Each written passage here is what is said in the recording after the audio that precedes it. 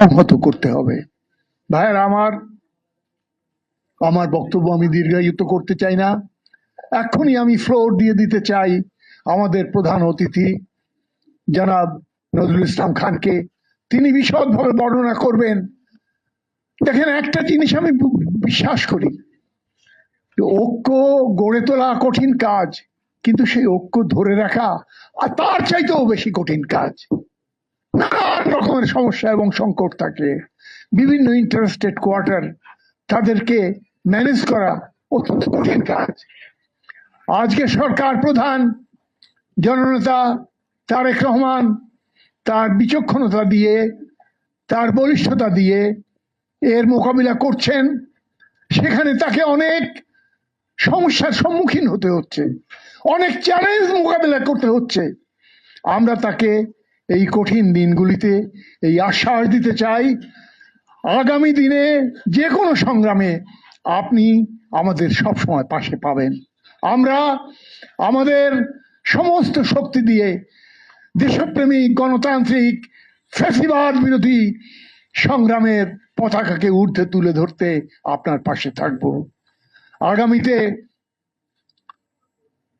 এদেশের সমস্যা এবং সংকটকে ঘনীভূত করার জন্য যে প্রচেষ্টা চলছে এবং বানচাল করার জন্য সমস্ত সরকারি পদক্ষেপকে ক্ষতিগ্রস্ত করার জন্য যে পদক্ষেপ চলছে, সেটাকে মোকাবিলা করার জন্য আমাদের সকলকে ঐক্যবদ্ধ থাকতে হবে। আজকে জ্বালানি সংকট, আজকে বেকারত্ব, আজকে বহুমুখী সমস্যা, এর মোকাবিলা শুধুমাত্র সম্পদ দিয়ে হয় না, জাতীয় ঐক্য গড়ে তুলতে হয়। জনগণের মাঝে সেই চেতনা আমরা যাতে গড়ে তুলতে পারি, আমরা ধারণ করতে পারি, সেই প্রচেষ্টা আমাদের অক্ষুণ্ণ থাকুক। ইতিমধ্যে মক্কা চুক্তি এবং আরো কিছু কিছু বিষয়ে কোন বক্তা চমৎকার ভাবে আপনাদের সামনে বক্তব্য উপস্থাপন করেছেন। আজকে মনে রাখতে হবে, ক্ষুদ্র একটি দেশ, আমাদের প্রিয় মাতৃভূমি এই বাংলাদেশ, যে কোনো পদক্ষেপ তার সপক্ষে অথবা বিপক্ষে সমান বিপদ এবং সাফল্যের হাতছানি আমাদের সামনে রয়েছে। আমি বারবার গুরুত্ব দিতে চাই, জাতীয় ঐক্যের চাইতে বড় শক্তি আর কিছু হতে পারে না।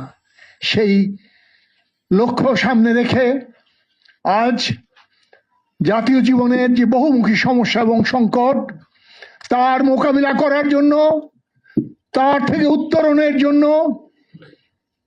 মাননীয় প্রধানমন্ত্রী এবং তার সরকার যে পথ অনুসরণ করবেন, তাকে আমাদের জোটের পক্ষ থেকে এবং সবচেয়ে বিশ্বস্ত যে দল জাতীয় পার্টির পক্ষ থেকে আমি এই আশ্বাস এবং ঘোষণা দিতে চাই যে আপনারা সবসময় আমাদেরকে সাথে পাবেন। এই কথাটুকু বলে আমি আপনাদের সকলকে ধন্যবাদ জানিয়ে, এবং আর একবার আমাদের প্রধান অতিথি জনাব নজরুল ইসলাম খান অসুস্থ শরীর নিয়েও তিনি আমাদের ডাকে সাড়া দিয়ে আজ এসেছেন। কাজী জাফর আহমদের ঘনিষ্ঠ সহকর্মী আমরা যারা কয়েকজন এখনো জীবিত আছি, তার মধ্যে একটি লিজেন্ড, একটি রূপকথার মতো একটি নাম কাজী জনাব নজরুল ইসলাম খান। তাকে আমি আমার বক্তব্য শেষে আপনাদের সামনে বিস্তারিত বলার আহ্বান জানিয়ে, অনুরোধ জানিয়ে আমার বক্তব্য শেষ করছি। আপনাদের সকলকে ধন্যবাদ। সম্মানিত উপস্থিতি, এ পর্যায়ে বক্তব্য রাখছেন আজকের এই স্মরণ সভার প্রধান অতিথি, মাননীয় প্রধানমন্ত্রীর উপদেষ্টা জননেতা জনাব নজরুল ইসলাম খান। এ পর্যায়ে বক্তব্য রাখছেন জননেতা জনাব নজরুল ইসলাম খান।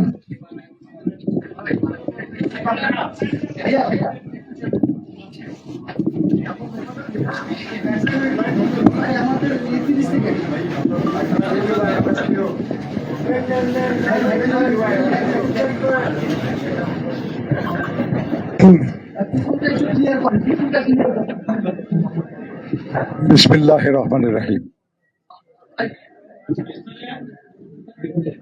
বাংলাদেশের ছাত্র আন্দোলন, শ্রমিক আন্দোলন